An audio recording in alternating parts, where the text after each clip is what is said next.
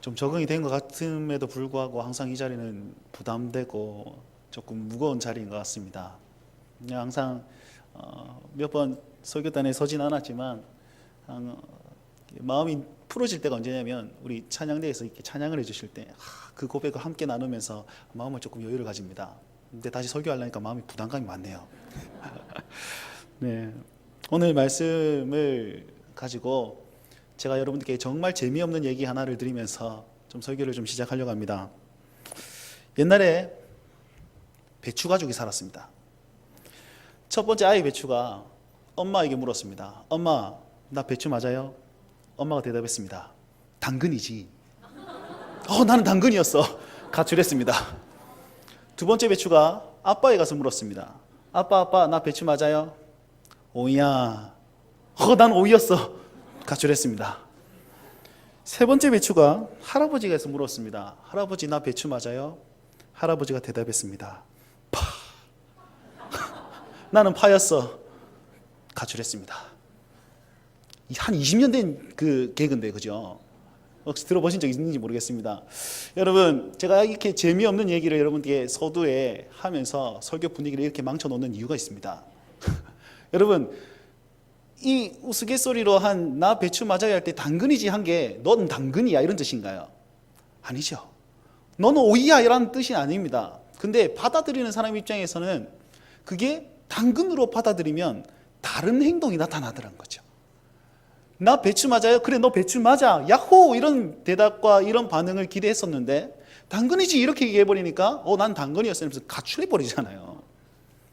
여러분, 하나님의 말씀을 듣잖아요. 그러면 하나님의 말씀을 바탕으로 우리가 행동이 나타나야 되는데 우리 신앙이 이게 거꾸로 돼버리면 잘못된 반응으로 나타나게 됩니다.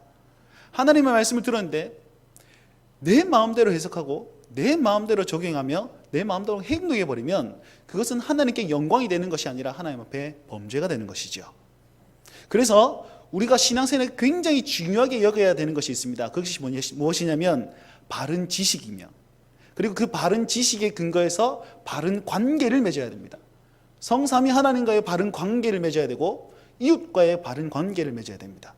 그리고 하나님의 바른 지식과 그 바른 관계 아래서 바른 행동이 나타날 때에 그것이 하나님께 영광이 되는 것이지, 이게 기본이 되지 않고 행동을 바탕으로 하나님을 말하게 되면 여러분 이게 죄가 되고 우상 숭배가 되는 겁니다. 한 가지 예를 들어보면 제가 고3 때 저는 이렇게 믿고 있습니다.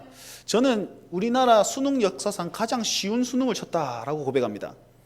왜 그러냐면 제 앞에 수능이 굉장히 어려웠거든요. 너무 어려워가지고 제가 수능 칠 때 국가에서 너무 어렵다, 좀 쉽게 내라 했고 너무 쉽게 낸 거예요. 그래서 제가 수능 칠 때 수학이 80점 만점이었거든요. 근데 제가 모의고사를 치면 잘 치면 한 40점, 못 치면 한 25점 뭐 이렇게 받았단 말이에요. 부끄럽지만. 근데 수능을 쳤는데 68점이 나왔어요. 그 제가 그냥 찍은 거 아닙니다. 다 풀리더라고요. 제일 마지막에 제일 어려운 문제 그냥 잘 몰라서 1 썼는데 맞아버렸어요. 68점을 받는 거 깜짝 놀란 거죠. 근데 나만 잘 친 게 아니고요, 전국의 학생들이 다 잘 쳤습니다. 그래서 제가 고신대 신학과를 지원하려고 선생님하고 상담을 하는데요, 미리 그 커트라인이 나오지 않습니까? 선생님이 그걸 바탕으로 저에게 상담을 해주시는데 네가 고신대 신학과를 가고 싶은 건 알겠는데 네 성적으로 안 된다 이러는 거예요. 왜냐하면 전부 다 30점, 50점이 뛰어가지고 평균 수치보다 굉장히 높게 나온 거예요, 그 기준이. 그래서 제 성적보다 한 30점이 더 나와야지 합격한대요. 그래서 알겠습니다. 그리고 접어야 되겠다. 그리고 다른 과에는 안정권을 썼습니다. 저기 뭐 무슨 학과에 북한학과 있길래 북한 선교를 해볼까? 이런 북한학과 썼어요. 지금은 사라진 학과입니다. 그때 당시 유명 학과였어요. 다른 네 군데를 썼는데 한 군데는 전혀 가망성 없는 고신대 신학과를 썼고 나머지는 확실히 붙는다 선생님의 판단에 그렇게 세 군데를 딱 썼어요. 결과가 어떻게 나왔냐면 고신대 신학과 빼고 다 떨어졌습니다. 놀랍지요. 그래서 저는 어떻게 믿고 있냐면 하나님이요 나를 고신대 신학과 보내기 위해서 가장 수능을 쉽게 할 수 있도록 베푸셨다. 하나님께서 인도 따라서 나를 보내셨다. 나는 이렇게 믿고 있습니다. 아멘 하셨지요? 근데 진짜일까요? 진짜 하나님이 이 백경태라는 한 사람 보내기 위해서 수능 판도를 바꾸셨을까요? 여러분 이게 저는 하나님의 섭리 아래서 저를 이끌어오고 계시고 하나님의 계획 아래 있다는 건 믿습니다. 그런데 하나님이 나를 이 목사로 만들기 위해서 고신대 신학과에 이렇게 다 바꾸어서 나를 보냈다. 그거는 틀린 말입니다. 이걸 전문용어로 자의적 해석, 내 마음대로 해석한다, 이런 뜻이에요. 생각 한번 해보십시오. 나는 수능이 쉬워가지고 이렇게 갔는데 다른 어떤 사람은 수능이 쉬워가지고 좀 상향 지원했는데 떨어져서 재수를 했다. 그 하나님은 어떤 하나님입니까? 이 말이 안 되는 거죠. 그래서 있잖아요, 내 행동을 바탕으로 하나님을 말하면 안 되는 거예요. 진리 아래서 하나님을 발견하고 하나님과의 관계 아래서 내 행동을 점검해야지, 이게 바른 신앙인 것입니다. 여러분, 우리가 굉장히 여기서 많이 흔들리는 거예요. 일단 내가 경험한 걸 기점으로 하나님을 판단하고 하나님을 생각하며 신앙생활할 때가 굉장히 많다는 것입니다. 오늘 이 미가서 말씀에 하나님을 오해하고 하나님의 바른 지식이 없고 바른 관계가 없기 때문에 하나님 앞에 우상 숭배한 사람들의 모습이 나타나 있습니다. 여러분, 미가서는요, 이스라엘 백성들이 북이스라엘과 남유다의 그 죄악상을 낱낱이 구하고 너희들이 이 죄악 때문에 하나님 심판하실 것이다 라는 메시지가 미가서의 메시지입니다. 또 하나의 메시지가요, 그럼에도 불구하고 하나님은 남은 자들을 택하셔서 회복의 때를 줄 것이다. 이것이 미가서 전체적인 말씀입니다. 그래서 1장부터 5장까지 쭉 이스라엘 백성의 죄악상을 다 얘기한 다음에 오늘 6장 1절에는 하나님이 뭐라고 말씀하시냐면 재판의 모습을 딱 하시면서 말씀하는 거예요. 6장 1절 2절 보면 계속 그 반복되는 단어가 있는데 그게 뭐냐면 변론하자. 하나님께서 말씀하십니다. 이스라엘 백성들, 너 다 와라. 나하고 변론해보자. 너희가 왜 이렇게 행동했는지 나한테 변론해봐라. 증인으로는 땅을 세우고 온 대지를 세워가지고 이 대지와 땅 앞에서 너희가 너희 신앙을 변론해봐라. 나도 너희 신앙을 변론해볼게. 그런 말씀하십니다. 그러면서 3절 말씀에 뭐라고 얘기하냐면 내가 무슨 일로 너희를 괴롭게 한 적이 있더냐, 너희가 내 변론을 한번 들어봐라 이러면서 4절 5절엔 하나님의 자기 변론이 나타나는 거예요. 여러분, 잘 보시면 하나님은 이렇게 말씀하십니다. 내가 언제 너희에게 괴롭게 한 적이 있더냐, 나는 너희들을 애굽 땅에서 건져낸 여호와다. 나는 너희들 종되었던 그곳에서 건져내었다. 너희 언약 관계를 믿고 너희 내 백성이기 때문에 내가 애굽에서 건져내었고, 그 다음에 발람을 시켜가지고 너희를 저주하라고 할 때 내가 그 저주를 축복으로 바꾼 것이 나 여호와다. 그리고 마지막에는 시딤에서 길갈까지의 일을 기억하라, 이런 말씀하시는데, 시딤은 뭐냐면요, 그 광야 생활의 끝입니다. 40년 광야 생활을 쭉 보내고 요단강 바로 앞에서 음행을 했던 장소가 시딤입니다. 그리고 길갈은 어디냐면 요단강을 건너서 제일 첫 번째 가나안 땅 입성했던 그 도시, 거기에서 이스라엘 민족들이 다 할례를 행할 그때입니다. 다른 말로 하면 구원의 완성이지요. 출애굽의 완성이에요. 왜냐하면 출애굽시켜서 가나안 땅에 딱 입성했던 그때였기 때문에. 그래서 하나님 뭐라 말씀하시면 나는 너희들을 꺼내서 가나안 땅에 넣어준 구원을 완성한 하나님이다라는 거예요. 즉 언약에 신실하여서 내 백성을 이끌어내었던 하나님이 바로 나다, 이렇게 하나님께서 변론하시는 겁니다. 그러면서 하나님 말씀하시죠. 너희가 나의 이런 공의롭게 행한 일을 알 것인데 너희는 왜 그렇게 행하느냐? 너희의 변론을 나한테 해봐라. 이게 6장의 배경 말씀입니다. 그러면 이스라엘 백성들이 어떤 죄를 지었을까요? 요즘 크게 두 가지 죄를 말씀하고 있습니다. 첫 번째 뭐냐면 종교적인 죄악, 우상 숭배, 그리고 음행. 하나님을 섬기는데 우상 숭배적인 관점에서 하나님을 섬겼고, 그리고 음행을 하면서 하나님을 섬겼다는 것이 두 번째 죄가 있는데, 그것은 뭐냐면 지도자들의 범죄입니다. 미가서 2장 1절 말씀에 이런 말씀이 있습니다. 미가서 2장 1절 말씀에 침상에서 죄를 꾀하며 악을 꾸미고 날이 밝으면 그 손에 힘이 있으므로 그것을 행하는 자는 화 있을지어다. 뭐냐면 여러분, 범죄는 어디에 잘 일어나는지 압니까? 밤에 일어나요, 밤에. 근데 낮에 범죄를 행했다라는 것은 자기 힘이 있는 정치 권력자나 아니면 높은 위치에 있는 사람이겠죠. 이 사람이 어떻게 했냐면 밤에 잘 때 저 집에 굉장히 쌀이 많구나, 아니면 저 집에 야 아내가 굉장히 이쁘고 딸이 이쁘네, 내 거 만들어야 되겠다 이 생각하고 눈 딱 뜨자마자 그 집에 찾아가서 쌀을 빼앗고 그 집의 여인들을 취하는 거예요. 왜요? 내게 힘이 있기 때문에. 지도자들의 타락을 얘기하는 거예요. 백성들을 보살피고 백성들을 품에 안고 백성들을 잘 이끌어야 되는 그 지도자들이 종교 지도자, 정치 지도자, 그들이 타락한 거죠. 자기 권력 남용하는 것입니다.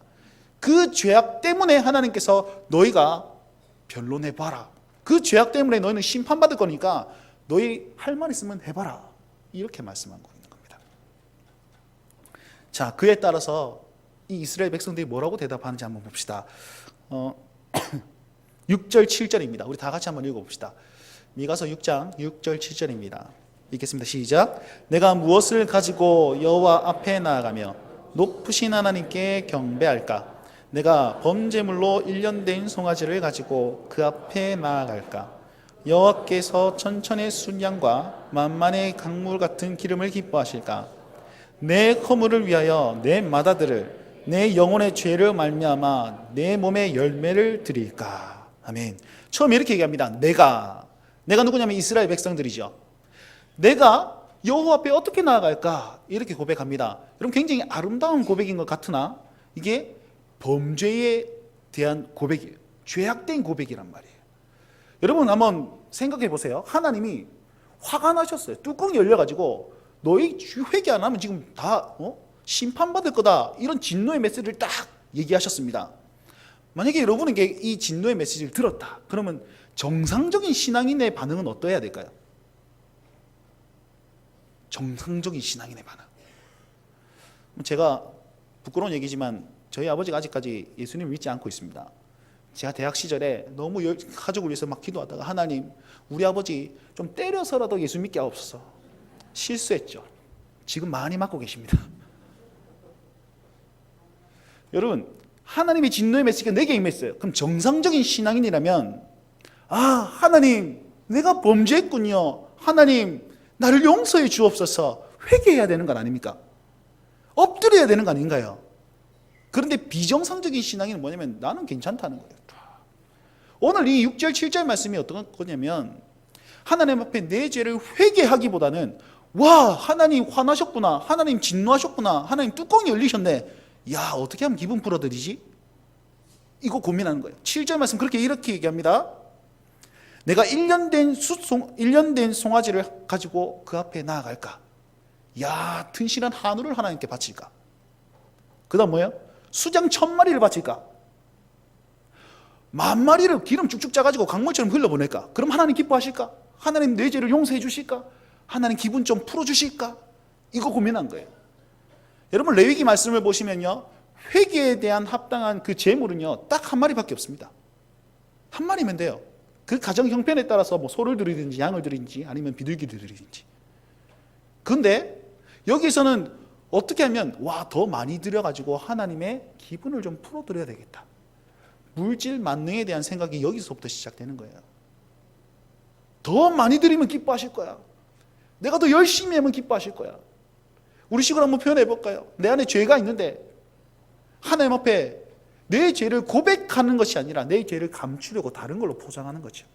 종교적인 열심, 봉사 혹은 헌금, 이런 걸 가지고 내가 하나님 앞에 이렇게 했잖아요 라고 얘기할 만한 건덕지를 만드는 거죠. 그게 지금 이스라엘 백성들의 타락의 모습이란 말이죠. 그냥 보기에는 어떻게 주님께 예배하러 나아갈까라고 고백하는 것 같으나 그 안에는 세상적인 생각으로 가득 차 있다는 것입니다. 여러분, 더 어이가 없는 게 뭐냐면 그 다음 말씀이에요. 7절 하반절에 보면 내 허물을 위하여 내 맏아들을, 내 영혼의 죄를 말미암아 내 몸의 열매를 드릴까? 여러분, 이건 뭐냐면요, 그 당시에 몰렉이라는 그런 우상이 있습니다. 그 몰렉이라는 우상이 드리는 제사의 방식이 뭐냐면 갓난 아이, 자기 아이를 바치는 거예요. 여러분, 화면 한번 좀 띄워주시겠습니까? 몰렉이라는 그 우상에게 드리는 제사 방식이요. 몰렉이라는 이 신이 있습니다. 소대가리 신인데요. 소처럼 생겼을 때. 그 신이 이렇게 하고 있습니다. 이렇게 딱 받치고 있어요. 그러면 그 우상에다가 밑에 불을 막 떼거든요. 불을 막 떼면 이게 어떻게 되겠습니까? 뜨뜻하게 달궈지겠죠. 그러면 제사장이 그 앞에 가서 갓난아이를 그 손 위에 얹습니다. 그 손 위에 얹는다는 건 뭐냐면 그 우상에 불을 달궜으니까 어떻게 되겠습니까? 후라이팬에 애를 얹는 거 똑같잖아요. 그럼 애가 어떻게 될까요? 굽히는 거죠. 비명을 지르는데 그 비명 소리를 듣지 않기 위해서 다른 사람은 북을 치고 나팔을 불고, 그 어미가 이거예요. 소대가리 나네. 밑에 보시면 북을 치고 막 나팔을 불고 난리를 치고 있잖아요. 그 제사장이 그 아이를 손에 딱 올려가지고 적당히 굽히면 어떻게 하냐면 이 아이를 탁 칩니다. 그러면 저 몰래게나는 우상 이 가슴팍에 이 방이 이렇게 몇 개가 있어요. 이 구멍을 뚫어놨어요. 탁 치면 애가 거기 들어갈 거 아니에요. 보십시오. 저 가슴팍으로 들어갔다 칩시다. 그러면 애가 어떻게 됩니까? 화장터 되는 거죠. 그냥. 쟤밖에 안 남는 거예요. 이게 우상에게 드리는 그런 예배 방식이었습니다. 그런데 오늘 본문에서는요, 이스라엘 백성들이 하나님 화났구나. 와, 하나님 나에게 진노하시는구나. 하나님 어떻게 섬길까? 내 아들을 바칠까? 이걸 생각하는 거예요. 더럽고 추악한 잔인한 이 우상의 방식으로 하나님을 예배하고자 생각한단 말이에요. 여러분, 이 그림을 보고 누가 감히 자기 아기를 바치겠습니까? 근데 더 타락하고 더 안타까운 장면은 뭐냐면, 자기 아이를 바치기 위해서 줄을 섰다는 거 아세요? 그 당시에. 왜 그러냐면 바알이라는 신이 있습니다. 바알의 신은요, 남자 신이고 하늘의 신이에요. 아세라라는 신이 있습니다. 아세라 신은 여자 신이고 풍요의 신입니다. 다산의 신이에요. 그 사람들은 어떻게 생각했냐면, 이 하늘의 신과 땅의 신이 만나서 성관계를 맺으면 하늘에서 비가 내리고 가축이 태어난다고 믿었습니다. 그래서 이 신들의 성적 흥분을 시키기 위해서 남자 사제들 다수와 여자 사제들 다수가 집단 음행을 하는 거예요. 이게 제사의 방식이었습니다. 자, 그럼 생각해 보세요. 집단 음행을 했는데 갑자기 여자 사제들에게 애가 생긴 거죠. 근데 아빠가 누군지 몰라요. 아버지를 알 수 없는 애가 생긴 거예요. 그랬더니 그 애들을 데리고 와서 몰래 앞에서 내 자녀를 바치는 거죠. 이게 죄가 죄를 낳고 죄가 죄를 낳아서 아주 그냥 음행과 타락의 끝을 달리는 이 시대에 이스라엘 백성들이 뭐 했냐면, 하나님 앞에 회개해야 되고 하나님의 방법을 엎드려야 되는 그 시점에서 우상의 방법들을 생각한 거예요. 그럼 우상의 방법들을 생각하고, 야, 내가 저렇게 하면 하나님 기뻐하실까? 오늘 6장 7절이 그걸 고백하는 겁니다. 얼마나 타락한 실상입니까? 여러분, 그런데 이 7절의 모습이 지금 우리의 시대 상황과 별반 다를 바가 없습니다. 하나님을 잘 알지 못해요. 말씀이 왜곡되어 있어요. 하나님과의 바른 관계가 없어요. 그랬더니 행동이 다르게 나타나는 거죠.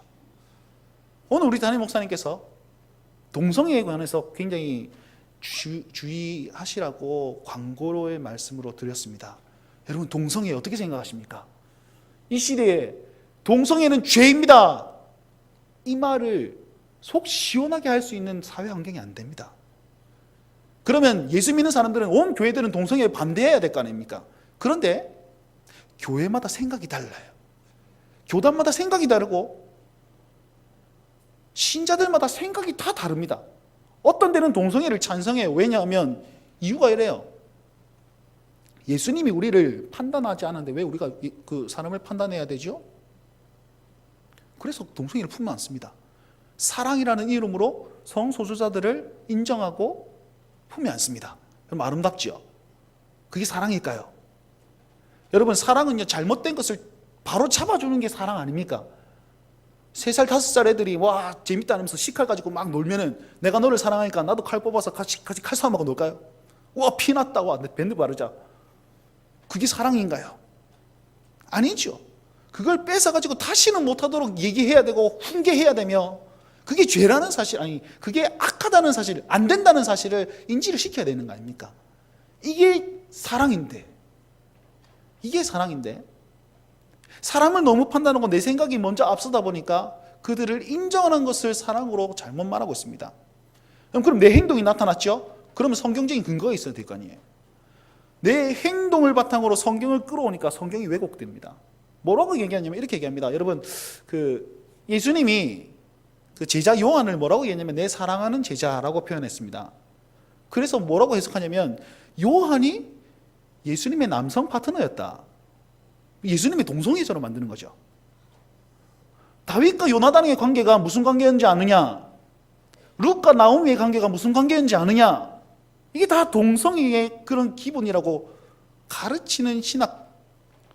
거기가 어디냐면 전 세계의 지성인들이 모인 하버드 대학교 신학교에서 그렇게 가르칩니다. 이 얘기는 저희 교수님이, 제가 나온 고려신학대학원 교수님께서 그곳에 직접 세미나를 들어갔다가 그 얘기를 듣고 저희한테 말씀해 주셨습니다. 어이가 없지 않습니까? 근데 이걸 진리로 믿고 행동하더란 말이에요. 여러분, 사회가요 지금 죄를 죄라고 말하기엔 너무 힘든 세상을 살고 있습니다. 그리고 더 나아가서 그것이 다음 세대까지 전달되고 있어요. 여러분, 그 자궁 경부암 맞습니까? 그 암이 그 여성에게 그 생기는 암 중에 하나라고 하는데요.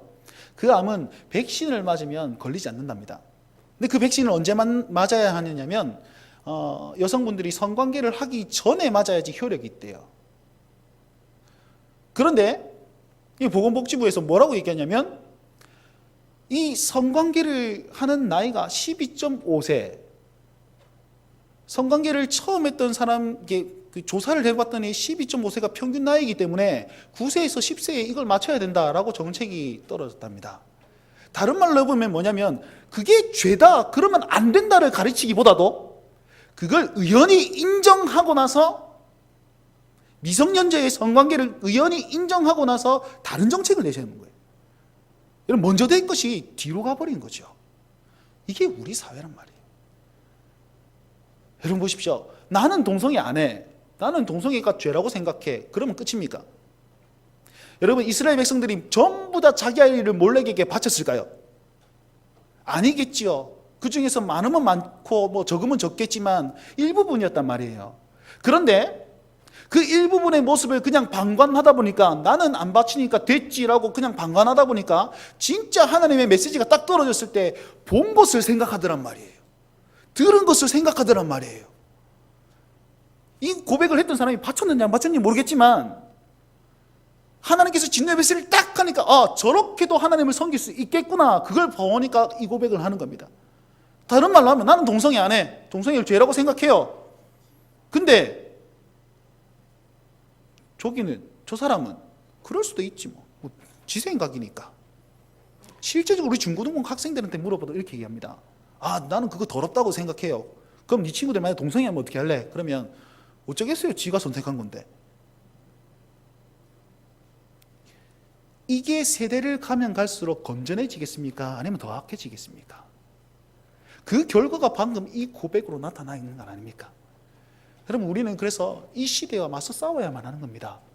그냥 막 투쟁하자 이런 말이 아니고 진리를 진리로 말할 수 있는 신앙인이 이 시대에 필요한 것이죠. 하나님의 거룩을 증명할 만한 하나님 사람이 필요하단 말이에요. 그런데 이스라엘 백성들은 그것이 잘못되어 버리니까 바른 지식이 없어, 바른 관계가 없어, 하나님 앞에 우상 숭배하는 죄악으로 드러나게 되는 것입니다. 자, 그러면 하나님께서는 우리에게 무엇을 원하실까요? 6장 8절 말씀을 다 함께 읽도록 하겠습니다. 6장 8절입니다. 시작. 사람아, 주께서 선한 것이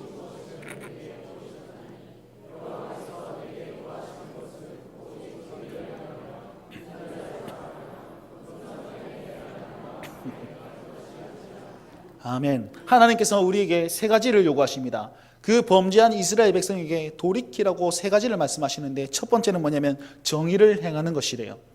정의를 행하는 것은 뭐냐면 그냥 야, 너 잘못됐어, 너는 죄야, 막 의롭게 이렇게 싸워서 이긴다, 이런 말이 아니고요.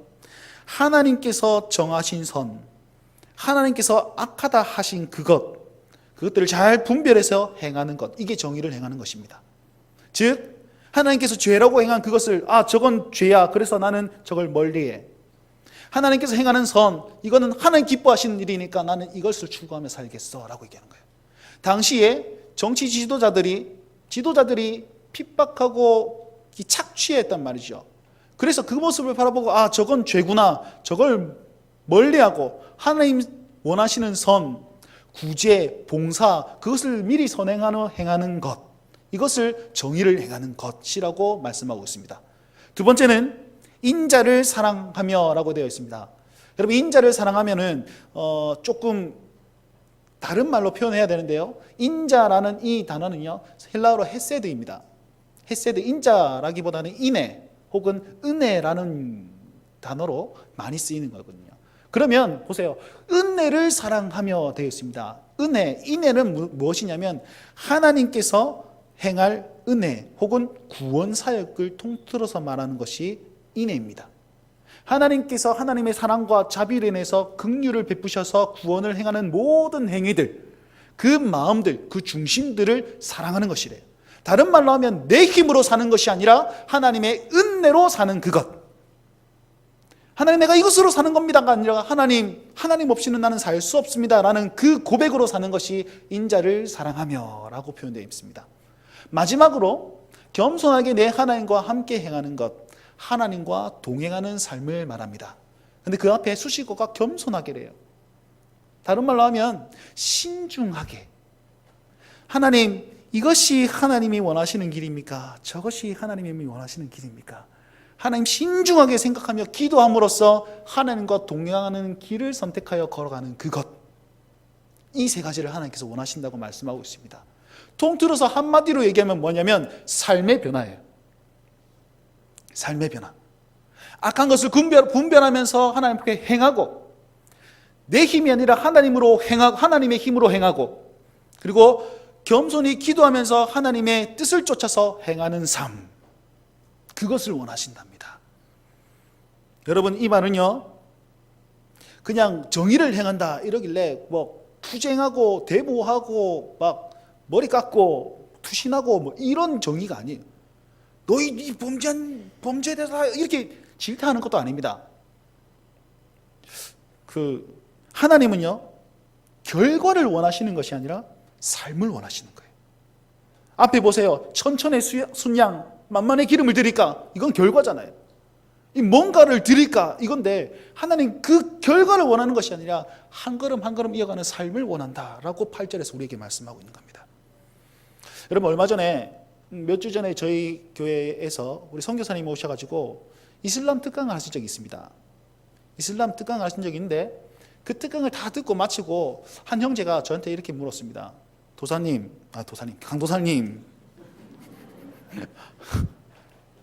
강도사님, 어차피 저 인간들 다 지옥에 떼감으로 쓸 건데 그냥 죽여버리면 안 됩니까? 이슬람 듣고 막 폭탄 테러하고 기독교를 핍박하니까 자기는 울분에 차가지고 그렇게 얘기한 거예요. 지옥에 떼감으로 쓸 것들. 그럼 얼마나 좋겠습니까? 막 흰 천 보자기 쓰고 있으면 확 뒤에서 뒤통수 때리고, 엎드려 절하고 있으면 발로 궁디 차고 이러면 재밌잖아요. 그러면 하나님 앞에, 와, 하나님, 내가 이걸 행했습니다. 우리가 참 진리이기 때문에 다른 종교를 멸했습니다. 뭔가 좀 힘이 들어가고 그렇지 않겠습니까? 왜 우리가 항상 신천지에 당해야 되겠습니까? 우리도 파송해가지고 거기 엉망으로 만들어 놓고 다시 나오면 되잖아요. 여러분, 하나님 그런 결과를 원하시는 게 아니란 거죠. 하나님 절대 결과를 원하시지 않습니다. 과정이며 삶을 원하는 것이죠. 제가 그 형제에게 그렇게 말했습니다. 예수님이 십자가에 달리셨을 때 못을 뽑아서 던져버리고 가시면류관 뽑아서 부메랑 날리면 우리도 그렇게 하면 참 좋겠다. 근데 예수님 할 수 있음에도 불구하고 그냥 가만히 계셨네. 그냥 죽으셨네. 우리가 주의 길 쫓아가야 안 되겠나. 여러분, 하나님 원하시는 게 무엇입니까? 결과, 혈기 아니요. 정말 바른 관계 속에서 바른 지식에 의하여 바른 관계를 회복하고 바른 행동을 원하시는 것입니다. 말씀을 맺으려 합니다. 여러분, 책 도서 중에 그런 제목이 있습니다. 세상 속의 교회, 교회 속의 세상. 신앙서적인데요, 제목만 봐도 그 내용을 의뢰히 짐작할 수 있습니다. 우리는 세상 속의 교회로 살아야 합니다. 왕같은 제사장으로서 그곳에서 세상의 빛과 소금의 됨을 증명하며 살아가는 것이 우리 교회의 모습이고 성도의 모습입니다. 그런데 가만히 보니까, 냉철하게 보니까 세상 속의 교회가 아니라 교회 안에 세상이 들어와 있네. 그것을 말하면서 우리가 회개해야 된다는 것입니다. 여러분, 우리 안에 내 행동, 내 생각, 그것이 하나님보다 앞선 게 무엇이 있습니까? 나의 행위 속에서 하나님을 증명해야 되는데 내 행동을 증명하기 위해서 하나님을 이용한 적은 없으십니까? 그것을 방치하고 내버려 둔다면 결정적인 순간에 하나님의 진노 앞에서 참된 회개를 해야 되는 그 시점에서 하나님 내가 이렇게 했잖아요 라고 하나님 앞에 오히려 따지고 드는 성도가 될 가능성이 많습니다. 우리가 이 시간 그 모든 생각들과 행위들을 하나님 앞에 회개하고 우리가 늘 말씀 앞에서 하나님의 말씀 앞에 돌아오라, 주 여호와 앞에 돌아오라, 그 길이 힘들지라도 좁은 길일지라도 그렇게 말씀하셨다면 내 마음과 내 중심과 내 삶을 들여서 그렇게 살아야 되는 것 아니겠습니까? 여러분, 바른 말씀 앞에서 하나님이 악으로 여기는 것을 벗어나 하나님이 선으로 선이란 말씀하시는 것을 서슴없이 행합시다. 내 힘을 의지하지 아니하고 하나님 은혜를 기대하면서 경건하게 살아가십시다. 늘 기도함으로 하나님의 뜻을 분별하며 그분과 동행하며 살아가십시다. 여러분, 그 삶 속에서 우리 삶을 통해서 하나님이 드러나시는 거예요. 그 삶 속에서 세상 속의 교회의 모습이 온전히 드러날 것입니다. 오늘 결단의 마음으로 하나님, 내가 그 삶을 살겠습니다. 내가 그리 살겠습니다. 주님, 내 모든 것을 바꿔주시고 하나님 바른 지식 앞에서 바른 관계를 맺고 바른 열정으로 살 수 있는 성도의 모습을 회복하여 주옵소서.